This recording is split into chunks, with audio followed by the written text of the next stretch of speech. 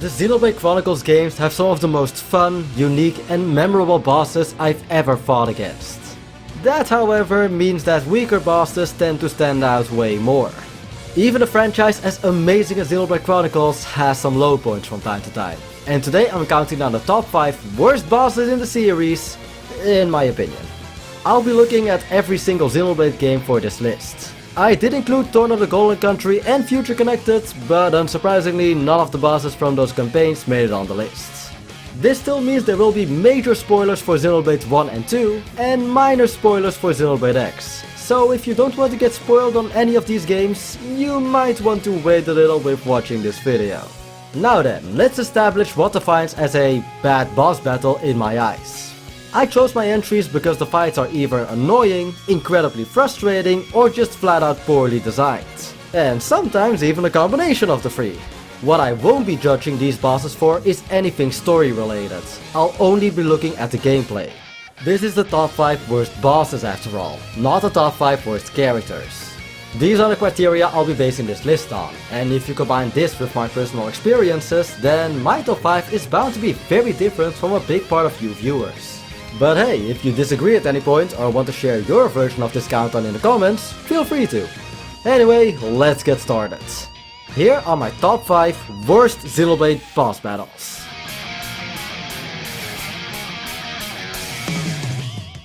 Deciding on who deserved the number 5 entry was actually really hard for me. I pretty much knew how my top 4 would look like from the start, but for my number 5 I was doubting between two bosses. Those being Dragon King Alcar, aka the big dragon you face at Prison Island, and... In the end though, my problems with Alcar just boil down to the fact that he has stupidly strong spike damage. The Phantasm fight has way more problems. The biggest issue here is their art Moltus, which will summon 2 other Phantasms and will make the user invincible for the duration of this art. Yep, even if you haven't played the game, you can probably already guess why so many people hate this boss. At the beginning of the fight, there are already 4 of them, and every time a Phantasm is at low HP, they will summon 2 other ones. The other problem is the area you're fighting them in, the Spirit Crucible. You know, the place where every blade except Poppy can't use anything beyond the level 1 special?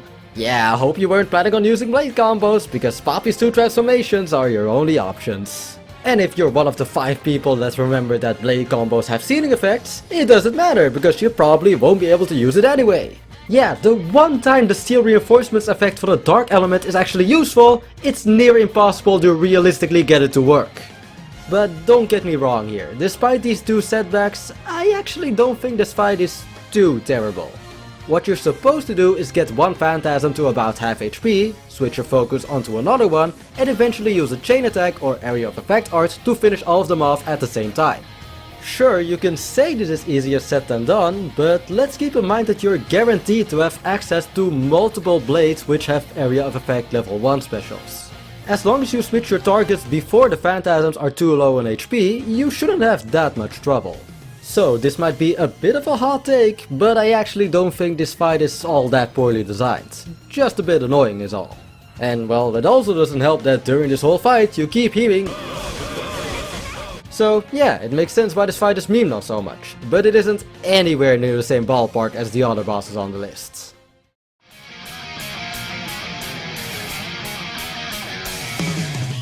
You know, whenever it comes to hated Xenoblade 2 bosses, a lot of people bring up the Phantasms or one of the Jin fights, but I feel like there's one boss almost everyone struggled with, but has also forgotten about. H-Mus Core. Power Lines. Yeah, remember this one? This fight technically has 3 phases consisting of cutting the power lines, fighting Jin and then dealing with the core, but this number 4 segment will only focus on the first phase. Let's just get to the point, the biggest problem this fight has is the spike damage. As soon as the cables are under half of their HP, they will start inflicting spike damage, which basically means that every time you attack them, you will take damage too.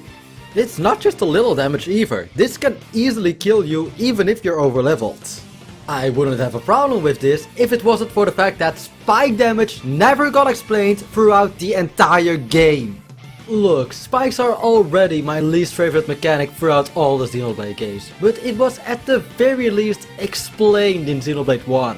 If I had played the second game first, I would have had no idea what killed me the first few times. Thankfully, the power lines themselves never attack you. But HMA's score still does! Most of its attacks can hit multiple targets too, which just makes your entire party even more likely to get wiped out. Oh, and get this. If you lose and want to try again, you need to use a field skill to jump back onto Titan. And there's a big chance one of your party members will just fall off and start the battle with 1 HP. Yeah, that's fair. What you're probably supposed to do is use a chain attack from the halfway point, but even that can be risky, because if you don't do enough damage, you'll be stuck with an anti-party gauge and no means to get revived. At the very least, you can equip spike defense scores, which actually help out quite a lot. This fight is in a lot of ways poorly designed, but at least there are some pretty obvious counter strategies. Still, the fact that this game made something as simple as cutting wires so infuriating more than earns it a spot on this list.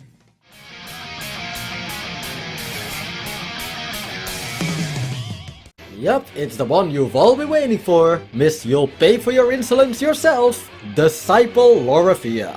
Over the years, she's garnered the reputation for being the most infamous and annoying boss in Xenoblade 1. The biggest reason for this is probably the 4 Novas she summons at the beginning.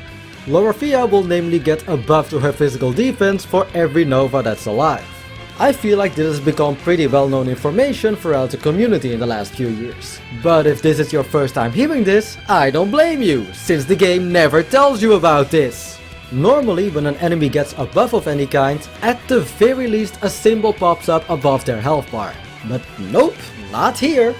Because the buff isn't a visible one, that also means you can't use Monado Ether to get rid of it. So yet again, that one time something really situational would be useful, you can't use it. The only indicator you have are these little shields that pop up next to the damage you deal, which definitely isn't enough.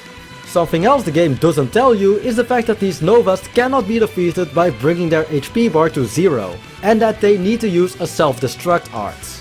Lorafia's attacks can also be a nightmare to deal with. Her laser inflicts blowdown and can knock you into the ether puddles on the side, and she has a physical art that will inflict topple on your entire party. So yeah, have fun trying to stop that. Sounds pretty bad, right? Some of you might be wondering why this fight is only at number 3 with all these complaints. And that's because I actually have a secret strategy to deal with this boss. Okay, don't tell this to anyone, but the trick is... use Melia. Yeah, that's it.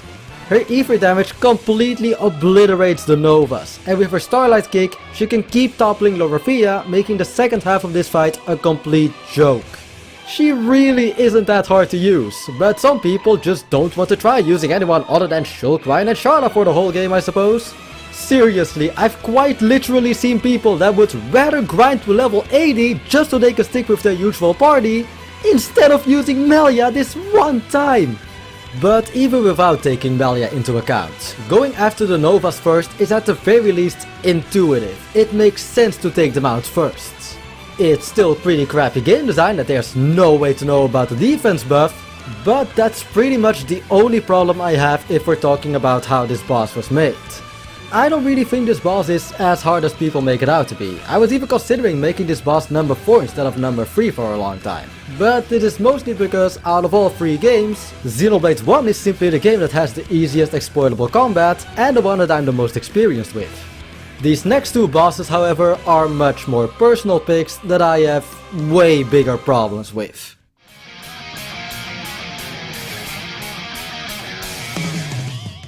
It really pains me that this is the first time I get to talk about Xenoblade X on the channel. I love this game, I really do. I love the combat system, flying through the beautiful areas with a scale is amazing. The OST is mad underrated and it even has Best Girl Hope. But god damn, the final boss really just left a sour taste in my mouth. I know I said there would only be minor X spoilers at the beginning of this video, and I intend to keep my word. The identity of the final boss really isn't a big surprise, and I make sure to keep actual story spoilers out of the video. Still, I'll be discussing the fight itself in detail, so if you don't want to know anything about the gameplay, here's a timestamp to skip to number 1. Alright, time to complain about the final boss of my favorite Wii U game. First of all, it's 5 phases long! What the fuck? My number 4 entry was specifically about the first phase of H must score, but this one? Screw it, I'm putting all 5 phases of the Luxor and Co fight on here, since my problems with this boss are mostly related to how the game handles all of these parts together. So, let's establish a few things first. As soon as you enter the core, you can't turn back and you can't save either. Seems obvious enough, right? Let's also establish that you can fight in these big robots named skells, and that if they get destroyed, you need to go back to your barracks to repair them. The problem this creates is that if any of your skells bite the dust during any part of this fight, there's no way for you to repair them and you'll have to do the rest of the fight without them. In other words, you can either keep trying without a skell and fight an uphill battle, or reload your save and try again from the beginning of the fight. Yeah, sure, you're arguably even more overpowered without one if you know how overdrive works, but I played this game before NL made his guide on the mechanic, meaning I only knew what the game told me, which isn't much. So yeah, my skells were pretty much the only way I'd ever win this battle. Did I also mention that there are 5 phases?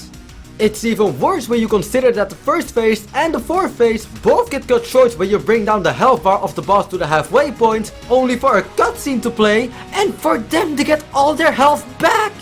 Why? Literally nothing happens in those cutscenes to justify this. I also want to draw specific attention to the first phase, where the game just throws 10 level 48 enemies your way. This phase is a complete nightmare without a skill, but just becomes a pathetically easy one that ends in 10 seconds if you do have one. The only reasons I was able to beat this boss was because I looked up a really minimalistic overdrive guide, and because I happened to have beaten an affinity mission that gave me the Hexagon Particle super weapon for my skill, which absolutely destroyed the third phase. Oh, just do one of these missions to get a super weapon then? Yeah, these affinity missions you can't do if you already accepted a story mission? Better hope you didn't save after initiating chapter 12. If you could just repair your skill, or if you could cancel this mission to accept others and grind. Or if there were a few lesser phases, or hell, if the third one didn't exist at all, any of these fixes would have helped so much. Again, I love Xenoblade X, and maybe I would have enjoyed this final boss more now that I know how to properly use the overdrive system. But as it is, trying to beat this boss for hours on my first playthrough was just one of my worst experiences I've had with the entire series. And yet, it's not even my worst one.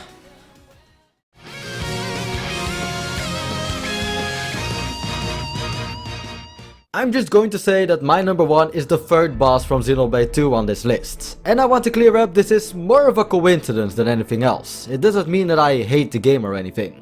I honestly think this game might objectively be better than both 1 and X, and the lower entries on this top 5 could have easily been swapped with something from the other games. But this entry had to be on the list. My number 1 most hated boss across all Xenoblade games is Morak. From chapter 10. Yep, none of the big robots or dragons from throughout the series, but one of your own party members. So, for the previous boss, one of my main problems was that the game took away your ability to repair your skills. Yep, you know where this is going. At the end of chapter 10, the game forces you to fight all your party members with Rex on his own. Nia is pretty manageable, the combo of Tora and Zeke seems scary until you realize that Zeke dies in one hit, and that just leaves Morak, who is the absolute worst of all of these. Even without taking her evasion into account, her attacking speed and damage output is just way higher compared to any of these other fights. The fact that you're expected to fight alone in a game where your party normally consists out of groups of 3 is already bad enough. But the game also decided to take away all of your best blades. You don't have access to what's probably your best defensive blades with Pyra and Mithra, even though Rex uses their swords in the cutscenes. You also can't use Blade Nia, who is the best healer, and the same goes for every blade that was equipped on Nia, Zeke or Morak at the time you triggered the cutscene. The only blade you're 100% guaranteed to have at this point is Rock, who is decent at best. Of course the players will definitely have more blades than this, but these can range from top tiers like Zenobia or Cosmas, who will make this fight a complete cakewalk, to blades like Gorg and Agate, who, especially on Rex, can't do much. That means the difficulty of this fight is entirely dependent on how good the blades are that you pulled on Rex in your playthrough. And I can already hear most of you saying, well, if all your blades on Rex suck, you're bound to have at least one good blade on your other party members. You can at least still equip them on Rex, right? Yeah, except no you can't. Any rare blade that was equipped on anyone other than Rex when this cutscene got triggered will be unusable until you've beaten all your party members. And if you had those good blades, what reason would you have to not have them equipped? If you don't have access to Wolfric or have no good healing or tanking blades, you are fucked. What makes this worse is the fact that you have literally no way of knowing these fights are coming. When Xenoblade X pulls this kind of BS, at the very least you have the game telling you you're at the final chapter and that there's no point of turning back. But this sequence comes completely out of nowhere. I can already see this being my most controversial pick on this list. The last 4 entries had problems every player would experience, while Morag's fight will only be this maddening if you got a bit unlucky throughout the game. Still, I think this placement is warranted because of how screwed over a player can be in this situation. Every fight prior to this one in my top 5 had at least one strategy that every player was guaranteed to have access to. Even in Xenoblade X you can at least look up a decent overdrive guide now. I personally don't even have a problem with the gacha mechanics for the rest of the game, since you're provided with good blades from the story, but man, this is the one instance where I think it genuinely hinders the player's experience. This has to be the most poorly thought out boss in the entire series. And that's why the last fight against Morag is my least favorite boss fight across all Xenoblade games.